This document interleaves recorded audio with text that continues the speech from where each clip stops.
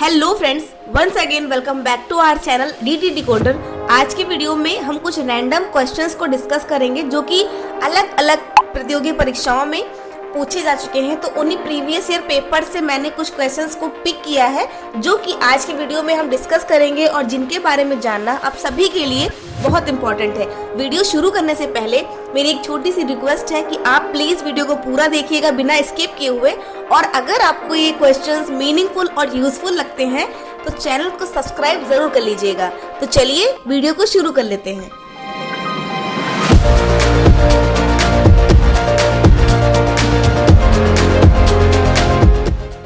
आज का हमारा पहला क्वेश्चन होगा, वन फैमिली वन जॉब योजना किस राज्य में शुरू हुई है? आपके ऑप्शंस होंगे सिक्किम, मेघालय, अरुणाचल प्रदेश या फिर option number D Himachal Pradesh. तो आपका राइट आंसर होगा हिमाचल प्रदेश वह राज्य है जहां पर एक परिवार को एक ही जॉब देने की योजना स्टार्ट हुई है। अगला क्वेश्चन होगा, उत्तर प्रदेश के लोकायुक्त की पद धारण अवधि कितनी है? तो आपका ऑप्शन होगा 5 वर्ष, 6 वर्ष, 7 वर्ष या फिर 8 वर्ष। तो आपका option number D is correct. Uttar Pradesh के लोकायुक्त की पद धारण अवधि 8 वर्ष की होती है। तो क्वेश्चन नंबर 3 है, नोएडा उत्तर प्रदेश के किस जिले में अवस्थित है? तो आपके ऑप्शन होंगे गौतम बुद्ध नगर, गाजियाबाद, मेरठ और शाहजहांपुर। तो आपका राइट आंसर होगा गौतम बुद्ध नगर। गौतम बुद्ध नगर जो है उत्तर प्रदेश का पश्चिमी जिला है और जो नोएडा है वो दिल्ली और उत्तर प्रदेश के बॉर्डर पे होता है। तो आपका अगला क्वेश्चन होगा, भारतीय संविधान के निम्नलिखित में से किस अनुच्छेद के द्वारा अस्पृश्यता की समाप्ति की व्यवस्था की गई है? तो आपके ऑप्शंस होंगे अनुच्छेद 14, अनुच्छेद 15, अनुच्छेद 16 या फिर अनुच्छेद 17। तो आपका राइट आंसर होगा अनुच्छेद 17। नेक्स्ट क्वेश्चन है, प्रसिद्ध ठुमरी गायिका गिरिजा देवी का जन्म किस शहर में हुआ था? आपके ऑप्शंस होंगे लखनऊ, अलीगढ़, मुरादाबाद या फिर वाराणसी। तो आपका राइट आंसर होगा option number D Varanasi. Next question है, भारत के राज्यों में से कौन सा राज्य चावल का सर्वाधिक उत्पादन करता है? तो आपके ऑप्शंस होंगे पश्चिम बंगाल, उत्तर प्रदेश या फिर हरियाणा या पंजाब। तो आपका राइट आंसर होगा ऑप्शन नंबर ए पश्चिम बंगाल सबसे ज्यादा चावल का उत्पादन करता है। नेक्स्ट क्वेश्चन होगा, समुद्री घास निम्नलिखित तत्व का मुख्य तथा महत्वपूर्ण स्रोत है? तो आपके ऑप्शंस होंगे आयोडीन, क्लोरीन, ब्रोमीन या फिर उपयुक्त में से कोई नहीं। तो आप सभी जानते हैं समुद्र से हमें नमक प्राप्त होता है और नमक में आयोडीन होता है। तो हमारा राइट आंसर होगा आयोडीन। नेक्स्ट क्वेश्चन है, उत्तर प्रदेश का कौन सा जनपद दशहरी आम का सर्वोच्च उत्पादक है? तो आपका ऑप्शन होगा पहला है आगरा, लखनऊ, वाराणसी या फिर प्रतापगढ़। तो आपका राइट आंसर होगा लखनऊ। तो आपका अगला क्वेश्चन है, पृथ्वी की सतह का वह भाग जिस पर भूकंपीय तरंगों को सर्वप्रथम रिकॉर्ड किया जाता है? तो आपके ऑप्शंस होंगे भूकंप मूल, अधिकेंद्र, सिस्मोसाइट या फिर उपयुक्त में से कोई नहीं।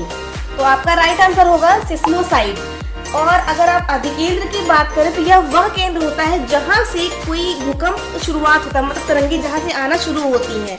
किसी भूकंप का जो केंद्र होता है उसे ही अधिकेंद्र कहते हैं। हमारा अगला क्वेश्चन है, भारत की जनगणना 2011 के अनुसार उत्तर प्रदेश के निम्नलिखित में से किस जिले की साक्षरता दर सर्वाधिक है? तो आपके ऑप्शंस हैं इलाहाबाद, वाराणसी, बरेली या फिर गाजियाबाद। तो आपका राइट आंसर होगा option number D Ghaziabad. Next question है, भारत के निम्नलिखित में से किन राज्यों में थारू जनजाति निवास कर रही है? तो आपको बताना है कि जो थारू ट्राइब्स हैं वो कहाँ पर निवास कर रही हैं। तो आपके ऑप्शंस हैं बिहार तथा मध्य प्रदेश या फिर झारखंड और बिहार या फिर छत्तीसगढ़ या फिर ऑप्शन नंबर डी उत्तराखंड और उत्तर प्रदेश। तो आपके राइट आंसर होंगे थारू जनजाति उत्तराखंड और उत्तर प्रदेश राज्यों में निवास कर रही है। तो हमारा अगला क्वेश्चन है, एक पारिस्थितिकी तंत्र में ऊर्जा की मात्रा एक पोषक स्तर से अन्य स्तर में स्थानांतरण के पश्चात तो आपको बताना है कि बढ़ती है, घटती है, स्थिर रहती है या फिर बढ़ सकती है और घट सकती है। तो आपका जो राइट आंसर होगा ऑप्शन नंबर बी कि घट जाती है। यह जो थ्योरी थी ये लिंडमैन ने दी थी और उन्होंने कहा था किसी पोषक स्तर में ऊर्जा की मात्रा उत्पादकों के पास सबसे ज्यादा होती है, फिर धीरे धीरे वो घटती जाती है। और कितनी घटती है? वो 10% घटती है। तो यानी कि जो सबसे उच्च स्तर पर होगा और सबसे उच्च स्तर पर मांसाहारी आते हैं तो उनके पास सबसे कम ऊर्जा जाएगी। तो हमारा अगला क्वेश्चन होगा, जनगणना 2011 के अनुसार निम्नलिखित में से किस भारतीय राज्य में महिला साक्षरता न्यूनतम थी? तो आपके ऑप्शंस होंगे option number A Madhya Pradesh, Rajasthan, Chhattisgarh या फिर उत्तर प्रदेश। तो आपका राइट आंसर होगा राजस्थान में महिला साक्षरता दर न्यूनतम थी। आपका अगला क्वेश्चन है, जीएसटी किस तरह का कर है? तो आपके ऑप्शंस हैं प्रत्यक्ष कर, अप्रत्यक्ष कर, वस्तुओं एवं सेवाओं के प्रकार पर निर्भर करता है या फिर उपयुक्त में से कोई नहीं। और ये क्वेश्चन, जितने भी क्वेश्चन आज ये मैं वीडियो में लेके आई हूँ, ये सभी पहले परीक्षाओं में पूछे जा चुके हैं, तो ये बहुत महत्वपूर्ण होंगे परीक्षा के दृष्टिकोण से। तो आपका राइट आंसर होगा जीएसटी जो है वो अप्रत्यक्ष कर की श्रेणी में आता है।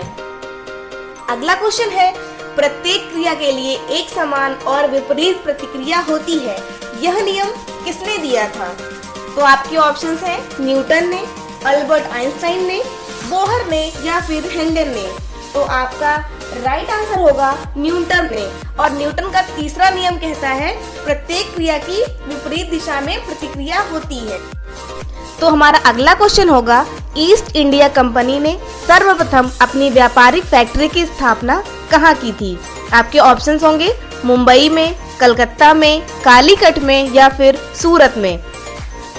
तो आपका राइट आंसर होगा option number D, east India company ने अपनी सर्वप्रथम जो व्यापारिक फैक्ट्री थी उसकी स्थापना सूरत में की थी। अगला क्वेश्चन होगा, क्रिप्स मिशन भारत में किस वायसराय के कार्यकाल में आया था? तो आपके ऑप्शंस हैं Lord Mountbatten, Lord Wavell, Lord Linlithgow, Lord Wellington.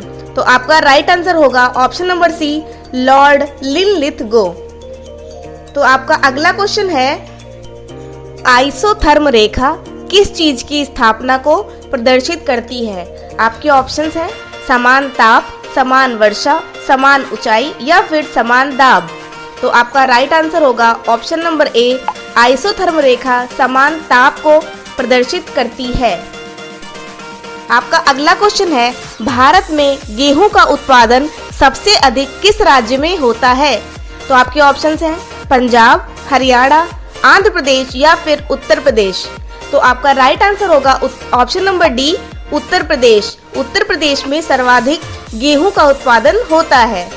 अगला क्वेश्चन है, दिन और रात होने का क्या कारण है? तो आपके ऑप्शंस होंगे पृथ्वी द्वारा सूर्य की परिक्रमा, ऑप्शन नंबर बी पृथ्वी का अपनी धुरी पर चक्कर लगाना, या फिर पृथ्वी की सूर्य से निकटता, या फिर उपयुक्त में से कोई नहीं। तो आपका राइट आंसर होगा ऑप्शन नंबर बी, पृथ्वी जब अपनी धुरी पर चक्कर लगाती है इसकी वजह से दिन और रात संभव होते हैं। तो आपका अगला क्वेश्चन होगा, सूर्य के इर्द गिर्द परिक्रमा करने में कौन सा ग्रह सर्वाधिक समय लेता है? तो आपके ऑप्शंस हैं पृथ्वी, मंगल, बृहस्पति या फिर शुक्र। तो गाइज, सूर्य के जो वो परिक्रमण होता है करते हैं जो ग्रह, उसमें दूसरे ग्रह हैं जो सर्वाधिक समय लेते हैं, परंतु आपको इन जो ऑप्शंस दे रखे हैं इनमें से बताना हो अगर, तो आपका राइट आंसर होगा ऑप्शन नंबर सी, बृहस्पति जो है वो करीब करीब 11 साल 8 या 9 महीने का समय ले लेता है सूर्य का एक चक्कर पूरा करने में। तो आपका अगला क्वेश्चन होगा, प्रकाश का रंग निर्धारित होता है? तो आपके ऑप्शंस हैं आयाम से, तरंग दैर्ध्य से, तीव्रता से या फिर वेग से। तो आपका राइट आंसर होगा ऑप्शन नंबर बी, प्रकाश का रंग जो है वो तरंग दैर्ध्य के माध्यम से निर्धारित होता है। आपका अगला क्वेश्चन होगा, ज्यादा ऊंचाई पर सांस लेने में कठिनाई क्यों होती है? तो आपके ऑप्शंस हैं वायु का दबाव कम होने के कारण, न्यून तापमान के कारण, ओजोन के कारण या फिर उच्च आर्द्रता के कारण। तो आपका ऑप्शन नंबर ए करेक्ट होगा। ऊंचाई पर जाने पर वायु का दबाव कम होता है, जिसकी वजह से सांस लेने में कठिनाई होती है। तो आपका अगला जो क्वेश्चन है वो होगा, पृथ्वी का सर्वाधिक वृहद पारिस्थितिकी तंत्र निम्नलिखित में से कौन सा है? आपके ऑप्शंस हैं जलमंडल, जीवोम, स्थल मंडल या फिर जैव मंडल। तो आपका राइट आंसर होगा ऑप्शन नंबर ए, जलमंडल। जलमंडल पृथ्वी पर सबसे बड़ा पारिस्थितिकी तंत्र का निर्माण करता है। आपका लास्ट क्वेश्चन है, ताप के निम्नलिखित में से किस पैमाने में ऋणात्मक मान नहीं होता है? तो आपके ऑप्शंस हैं सेल्सियस, फ़ारेनहाइट, केल्विन या फिर यूमर। तो आपका ऑप्शन नंबर सी करेक्ट होगा। केल्विन ऐसा पैमाना है जहां पर ऋणात्मक मान कभी भी नहीं होता है। So that's it for today's video. मिलते हैं अगले वीडियो में। Do not forget to like, share and subscribe. Thank you so much for watching.